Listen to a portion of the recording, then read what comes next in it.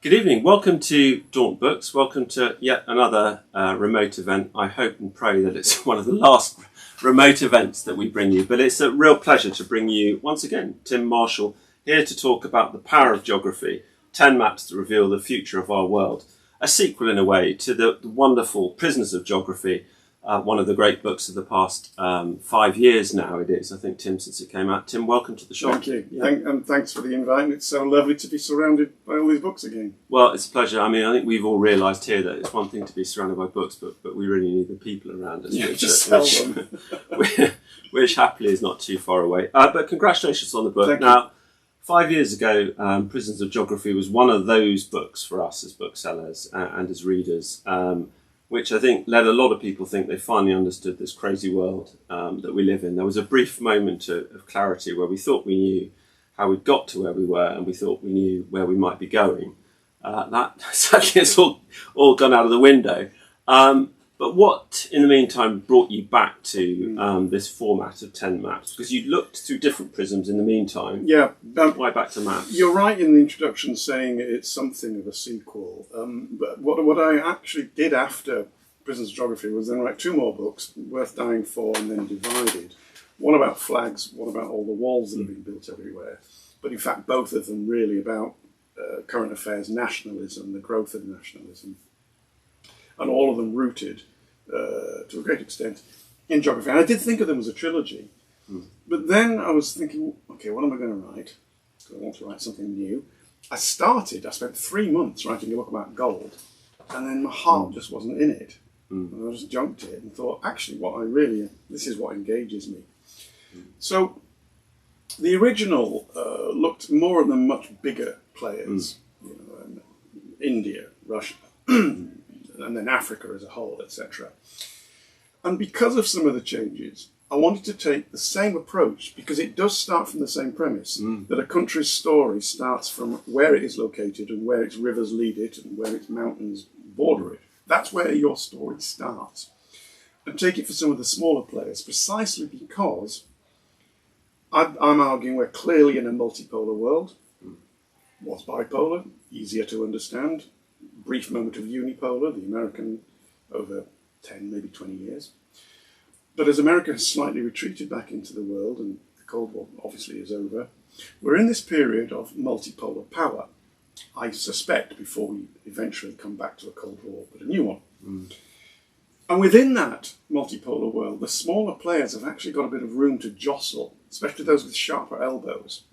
And so I decided to look at some of the places that didn't get a look in last time: Australia, Iran, Ethiopia, and a chapter on space, which is my personal favourite. So that's why here it is. And it occurs to me too that the way you write in a very engaging way. It's always fun. There's quite a lot of the personal in there, but some of the potted histories of countries, it seems to me that's enormous fun to write. There's a touch of 1066 and all that. About at least the British chapter, but the romp through. I mean, to start with the first chapter on Australia, the romp through Australian history is fascinating. And once you get to countries like Saudi Arabia and Turkey, I'll tell you why it's great fun.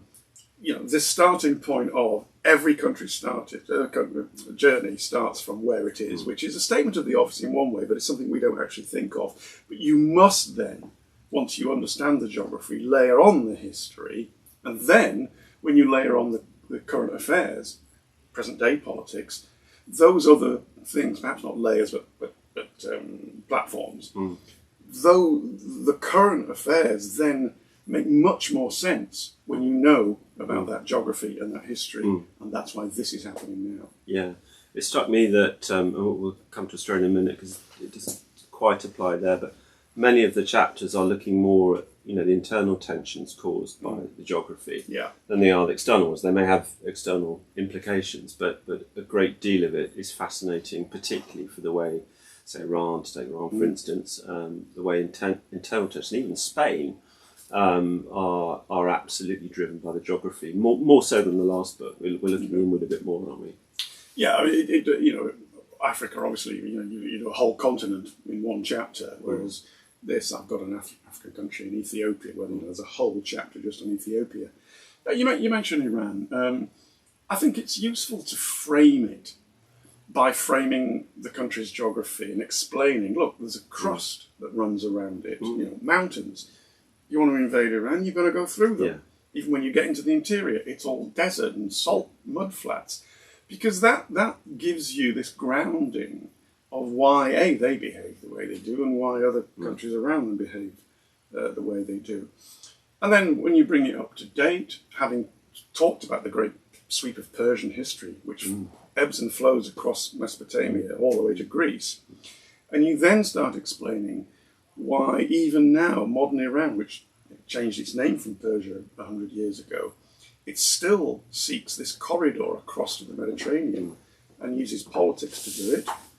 The invasion of Iraq by the Americans delivered them a Shia-friendly dominant country in Iraq, which links to Syria and Assad, their ally, which links to Hezbollah in Beirut, which links to the water. So when you understand that they were doing this sort of thing 2,000 years ago, and they're still doing it, it gives you that frame of understanding, I hope. Yeah, absolutely. Well, as I said, we could go anywhere talking about this book. It is fascinating. I really enjoyed the first chapter on Australia, though, and I think what's absolutely central to Australia and central to the way you write about it, also not its history, but it's really the way that you view the countries around it, the sort of Australocentric view, which you need to have to understand Australia. And actually you contrast that with China in quite an interesting way. You need to absolutely be able to see Australia accurately on a map to work out why they're looking northwards and where the threat is. But Australia, as you say, it's a tough country in a kind of tough situation with some tough choices at the moment. You just say roughly, quickly what they are. Well, again, some of this looks obvious, but I'm not sure we always think about what is obvious when we look at a map. But when you look at the map of where it is in relation to everywhere else, you see these massive gaps to its right, left, and to its south.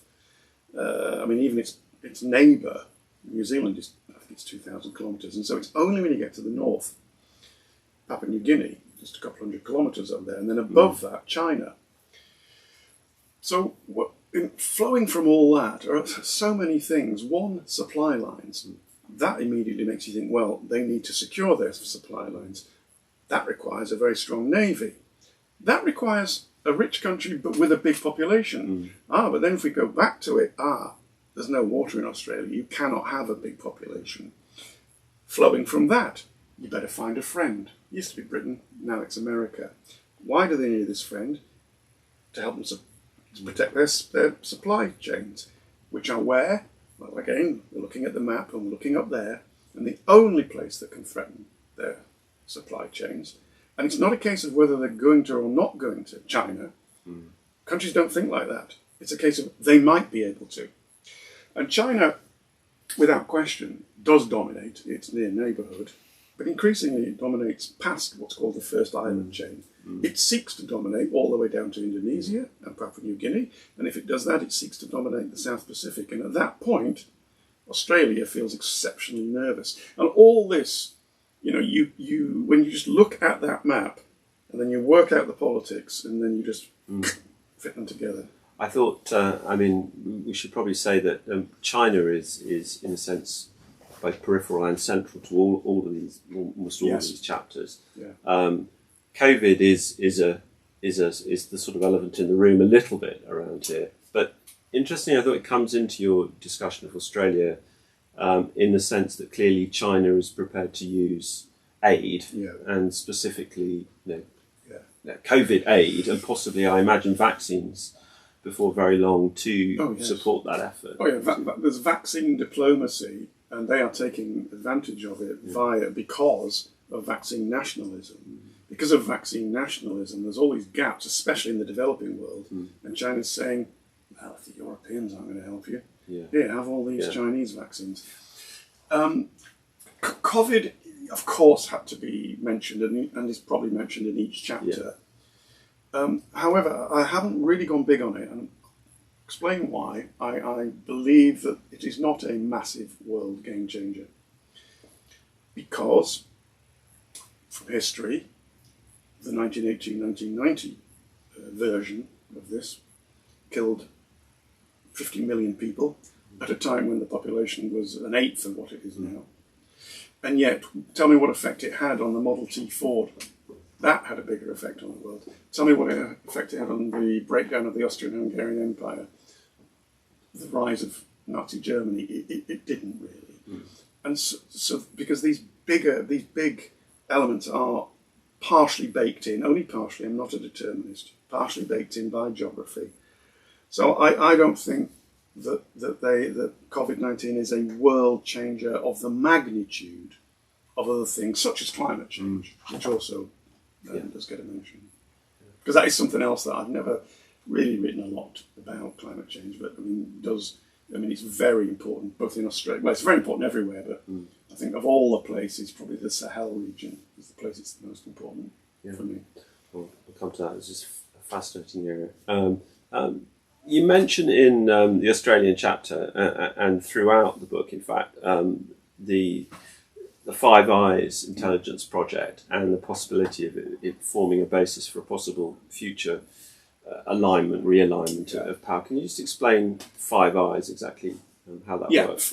Five Eyes is the intelligence gathering capability of these 5 countries, the UK, the USA, Canada, Australia and New Zealand, all English-speaking countries, all with very good connections. And it's the best intelligence gathering network in the world, bar none. And it's extremely useful to all 5 countries.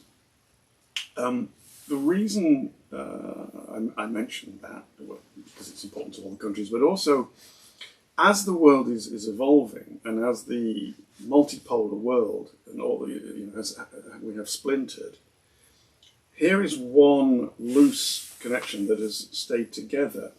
And it's being I don't think this necessarily will happen, but there are some people that think that that's where our trade should be. I personally think because of geography, even with globalization, your supply lines and your trade lines are too big. Leave that to one side. It certainly is a basis around which to build new alliances. It's very difficult because you don't want to undermine something like NATO, but how could India be in NATO? With great difficulty. But one of the things that's going to emerge over the next 2 or 3 years, precisely because of a resurgent Russia, a superpower China, and this is very important, and a challenge to the very idea that liberal democracy is the best way to organise societies. It's taken a massive blow, and there are authoritarians all over the world, and crucially, China has proved you don't necessarily need to be a liberal democracy to have a successful economy. So around Five Eyes, you can use that and build on it, and there is this idea of a coming something like a D20, Democratic 20, or a D10, whatever it is. And that sort of those sorts of discussions are now happening, and Five Eyes would be a major plank of its strength if it did happen. You've got 2. I would say we've got so much to go through. We could spend an hour on each country very easily. I could spend an hour on each map, but they are just fascinating. I got completely lost in several chapters. Two of the best chapters. No, lost in the sense that I loved it. I love the detail of the history, and you clearly love it too. The chapters on Saudi Arabia and Iran are both absolutely superb from a historian's point of view. But in both cases, I think just very quickly, is it fair to say that both countries have huge challenges sustaining their current political systems? Yes. Again, challenges from within which are conditioned by geography.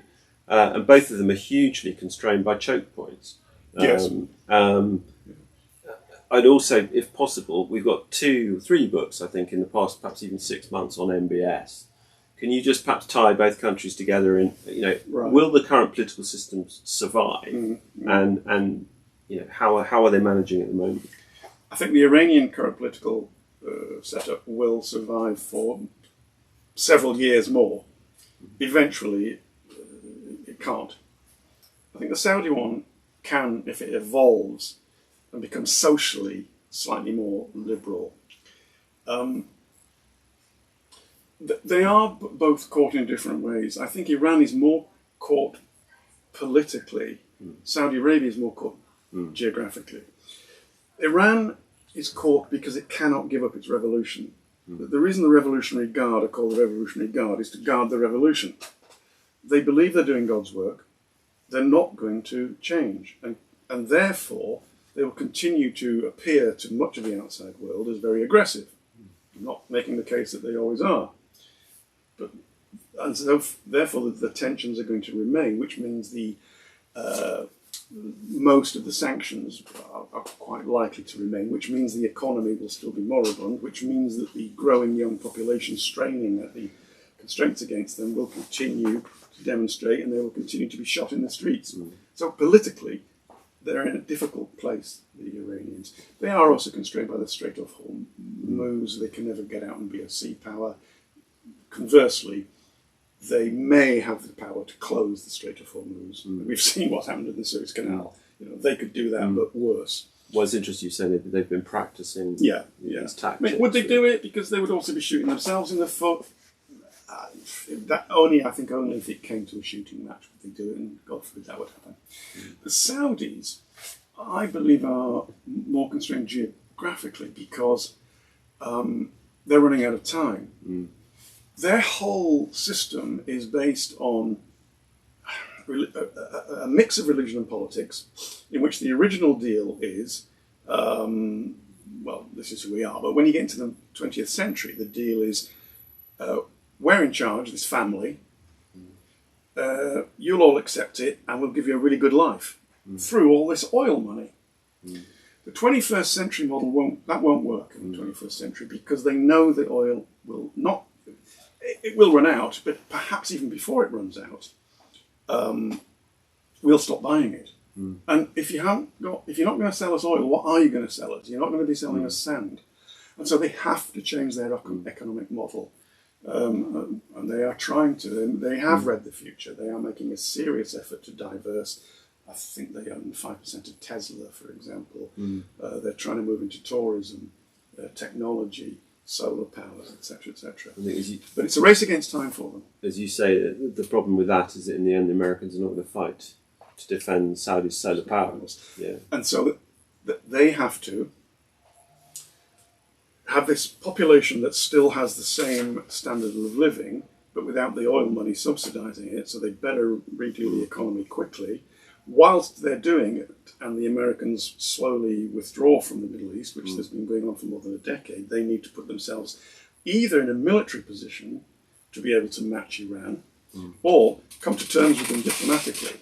They cannot carry on without the American umbrella having the same antagonistic relationship that they have with Iran, but both of them aspire to lead the Middle East. So, you either both have to compromise, or it has got messy. There is a proxy war.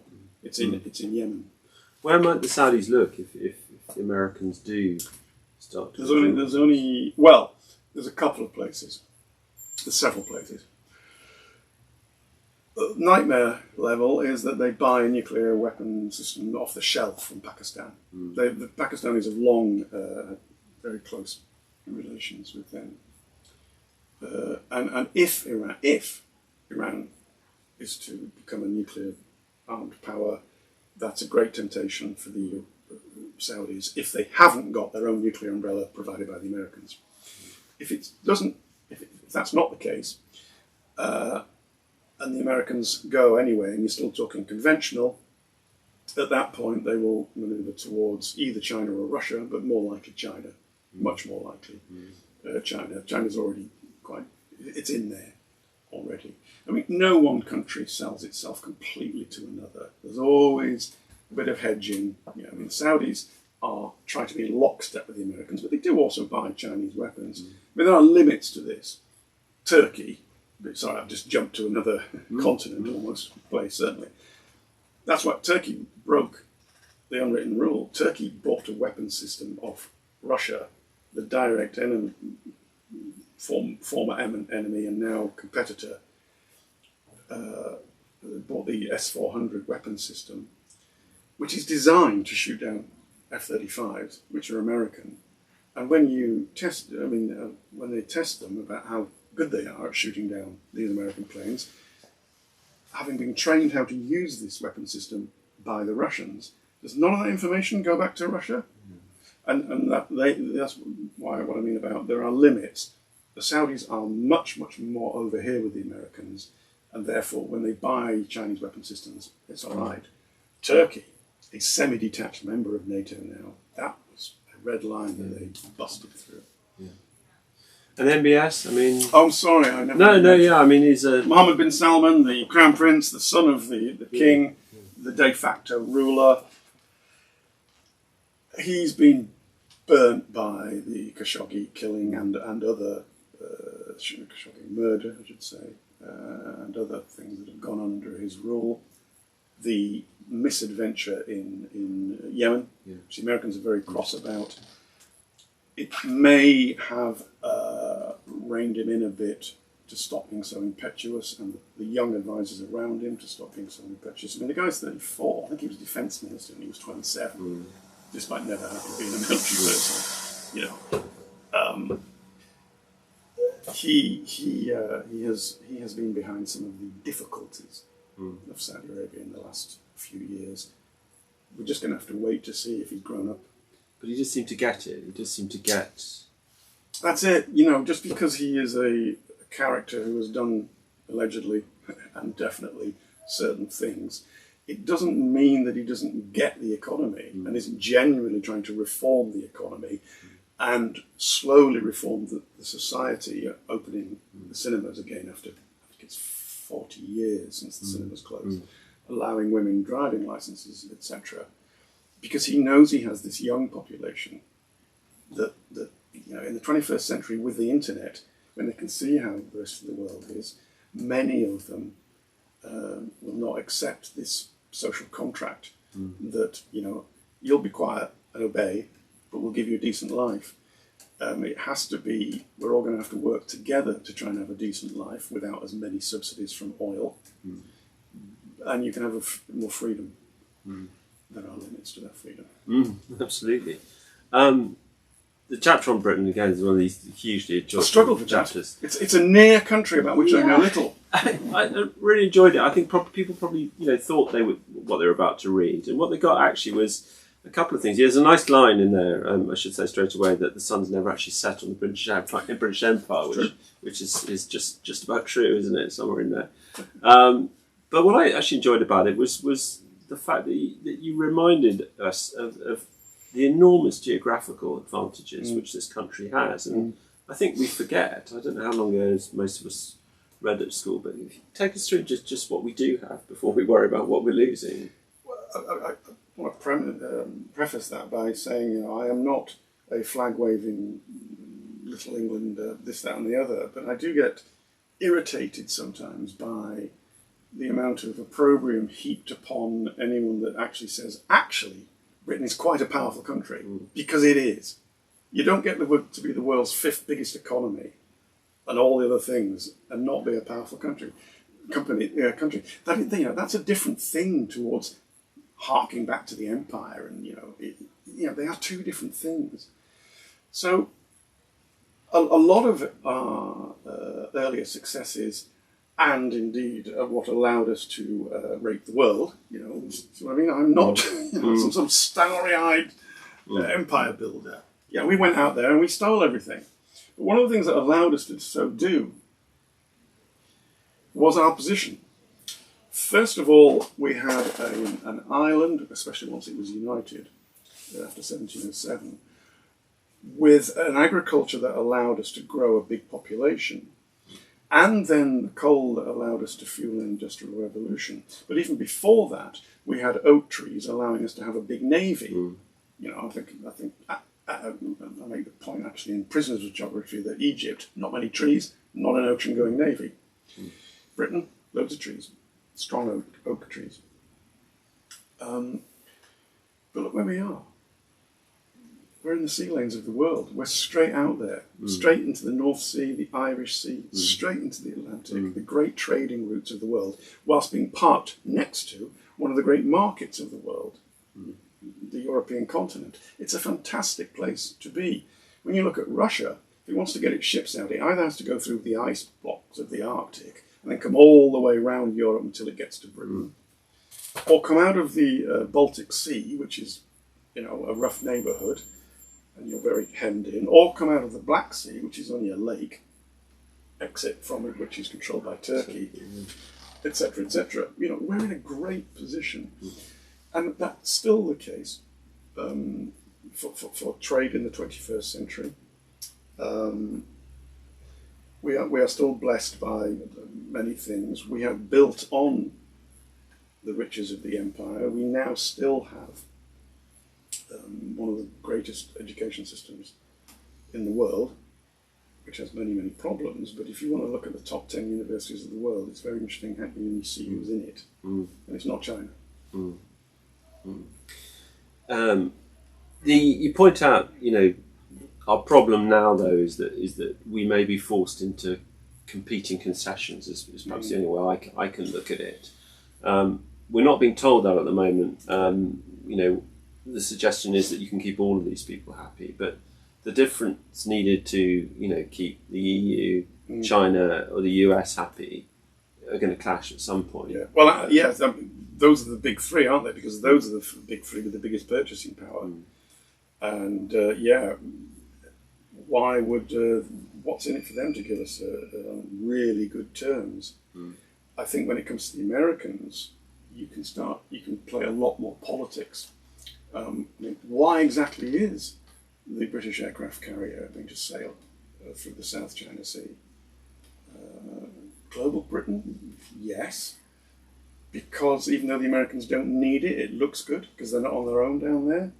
Much more likely. Does it put us in good favour with the most American administrations? Yes. So there are prices to pay for being on our own and being able to try to forge all our deals, because our purchasing power, despite being the fifth largest single country economy in the world, is dwarfed by America, by China, by the EU, increasingly by India. So that's going to be difficult, and it will take political compromises to get good trade deals.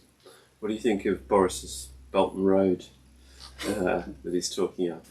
Is a competing bloc feasible, do you think, to balance China, or is this just Boris talking?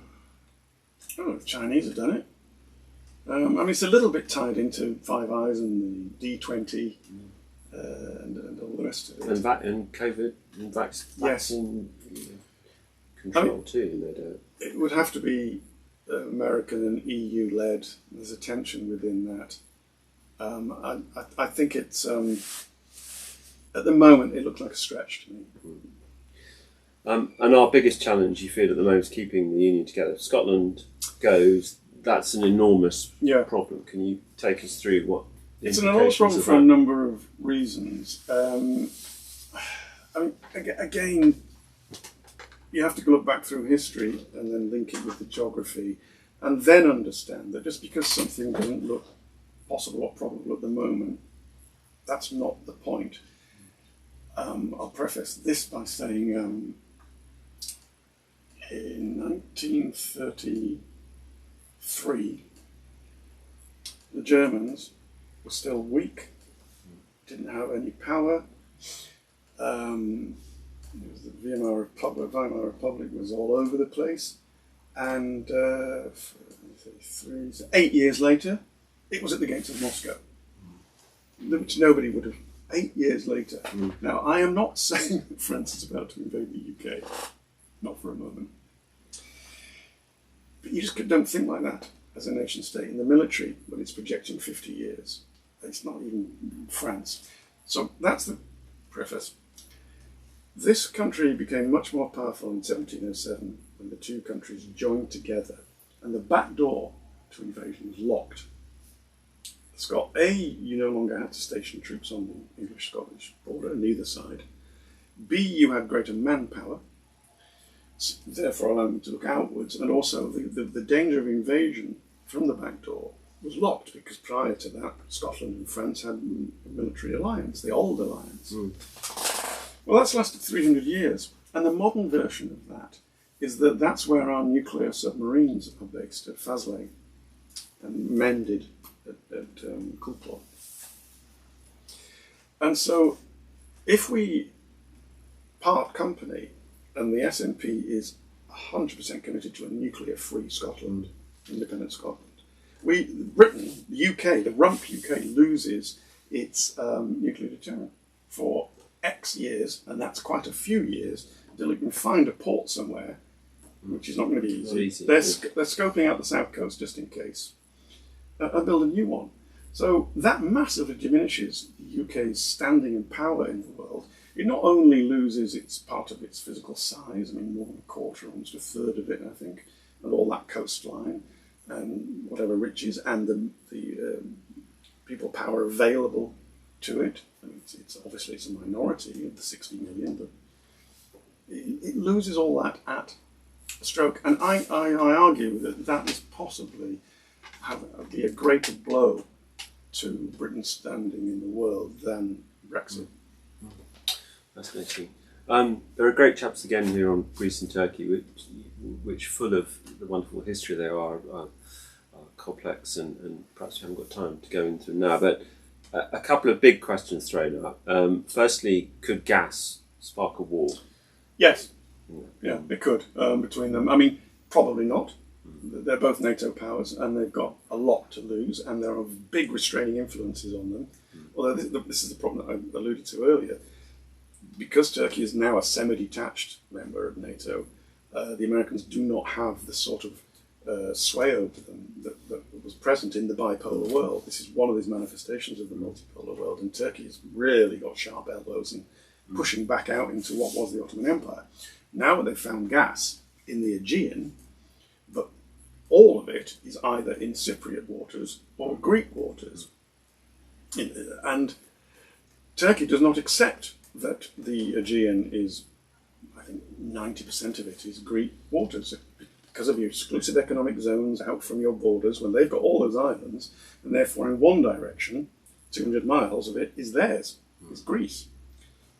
And so the ones right bumping up against the Turkish mainland, so there's one, for example, that's a mile from Turkey, and that mile is split 50-50 between them. Half of it's Greek waters and half of it's Turkish waters. But the other direction, for 200 miles, is Greek waters. Well, the Turks simply aren't going to accept that, and so they're not going to accept that all this huge amount of gas that's been found there is going to be Greece. They want to say, nope, some of these are our waters. And that's dangerous, and it got so bad. Well, it's still bad this year, but last year their navies were bumping up against each other, literally. Their air forces are constantly having pretend dogfights in the air, just where the airspace meets, and it's drawing in for complex reasons. France and the UAE and Israel, so it's dangerous down there. Do you think, you mentioned it, but Turkey's drift further and further away from Europe and from NATO, do you think that will continue? And, you talk in the book about their pivot southwards and eastwards. Do you think that's sustainable? Yes, I think both those. Well, as long as Erdogan is in charge, which of course is not inevitable, I think both those things will continue. And it's partly our fault and partly his fault. It's partly Europe's fault for really not embracing Turkey and trying to bring them in. I mean, they really have been kept at arm's length all these years. They never got further than just sort of looking through the window. We never really invited them in. And eventually they got fed up with it and turned away. It's also their fault because the human rights abuses and the economy and other things simply weren't up to the standard required to get past the window. But no, ideologically, I just think that they have turned away. Physically, 95% of the country is not in Europe, and I think mentally now, much more of it is not in Europe. Remember, they are a big, powerful country with a big population and a very, very well-equipped, trained army with combat experience now in Libya, in Iraq, and in Syria. And I just think they think they can go it alone. And looking to be a major arms. Their arms industry is growing. Realise that. Yeah, they're making some very good kit, which they're supplying to their own military and selling around the world. And they are operating all in many parts of what used to be the Ottoman Empire. Now, the Arabs are not overjoyed about this. But no, Turkey is I don't think we, in the UK, in Western Europe in general, I don't think we understand just how powerful Turkey is, how big it is, where it is, the impact of its history on its psyche. Turkey's a player, and it's playing. Yeah, absolutely. Now, at the heart of what I say is, I think, a more micro book in a way, in some senses, is this wonderful macro look at the Sahel. You write what happens in the Sahel doesn't stay in the Sahel, which really sums up the whole chapter. Just give us a taste of the issues at stake there. But climate change has really exacerbated. We should say what the Sahel. I'm sorry. Yeah, so the Sahel is just below the Sahara. Yeah. Pretty much stretches from the Atlantic right across to the Red Sea, almost. And is made up of there's 5 main, called the G5 Sahel countries. And you have not only got massive ethnic tensions and conflict, some of which is down to the colonialism and the lines that were drawn, mostly in this particular case by the French. That in itself is exacerbated by climate change, which is absolutely hammering the Sahel. People, if you're a nomadic tribe and there's desertification, you're not going to keep yourselves and your livestock there. You're going to move down to there. Well, they're not going to be very happy. So that's happening. Then there's the Gaddafi effect. When Gaddafi used to get tens of thousands of troops from the Sahel region for his Islamic division, or whatever he called them. Well, when Gaddafi fell in 2011, well, no one was paying them anymore, so they looted all their arms depots and just brought everything back down to the Sahel. The Tuareg in particular brought them down to Mali. Boom, a year later, you've got a massive insurrection going on because the Tuareg of the north of Mali, who are different skin colour and language to the mostly black inhabitants of the south of Mali, they don't always get on, and suddenly this lot have got Libya's best weapons. Into that, Al-Qaeda and ISIS think, oh, we'll have some of that, fantastic. Spread their version of Islam into these often domestic insurgent groups and meshes the two things together. And before you know it, these countries are looking like they could fall apart. What does that mean? Apart from, I'm not saying I often look at things in a rather not cold-hearted but logical manner, as well as the human suffering and the loss of life in the lost generations. There is also the movement of peoples. It's already on a huge scale. If the Sahel countries fall apart, X% of their populations will head north towards North Africa. I mean, and then this on is to an Europe. exploding population too. Hugely growing population. And so that's why France has got 6,000 troops down there. I mean, again, I think everyone knows that, there's war in Afghanistan, there's still 2,500 American troops there. And I don't think most people know that 6,000 French troops are fighting down in the Sahel. And that Britain is getting, each year gets a bit more involved. And we now have boots on the ground, not in huge numbers, but we've already sent helicopters, planes and trainers and all the rest of it. It's not getting any better. And these countries seriously need assistance, because if they're not stabilised, then their implosion helps to destabilise Europe. And for the effort to stabilise them, as you say, we're involved, the French are involved, you've got a lot of countries involved. There seems to be no real coordination. Are the French going to be left on their own? The biggest players down there are the French and the Americans. The Americans more with tech kit. I mean, look how badly the UK was burnt by Iraq and then by Libya. I don't think the British population would support a major military operation in somewhere like that, having seen what happened. We'll see. I mean, there's not the appetite. So the French may be left to try and handle it on their own. And also, the British need to, they do need some stuff in reserve. If another country like Nigeria, with which we have a historical connection with, which is also in trouble, asks for assistance. And look, one of my problems, I've just spent all this time talking about doom and gloom around the world. It is a very difficult time. It is a very bumpy time. I don't want to lose sight of the fact that actually it's often a bumpy time, and in fact, humanity still appears more or less to be on the upward on the graph. Although you get some very bad drops, and I worry that we're certainly in a dip at the moment. Let's just hope we keep going that way soon. Even there, though, there are possibilities for stability, and as you mentioned, the enormous natural resources there. I mean, you've got a lot of gold in the region, which is you mentioned as a problem, but it's presumably also if you manage it right. I mean, they've got some fantastic stuff down there. Rare metals. Yeah. If you get it right, and you have good governance, and you share the money out equitably, all these things can be fixed. But if you don't share, if they're without equality, or even a good stab at it. I mean, I remember when I used to move a lot about in the Arab world. Time and again, there'd be different versions of this. Look, we know the leaders steal all the money. Just don't steal so much of it. Yeah. That's one of the solutions. And again, we haven't time to go over all you write about Ethiopia. But very briefly, if you just say about the Grand Ethiopian Renaissance Dam, which could produce either war or stability, it's more likely stability. Yeah, but the Grand Ethiopian Renaissance Dam dams the Blue Nile before it reaches the White Nile and becomes the Nile into Egypt. Egypt gets 85% of its water from the Blue Nile waters.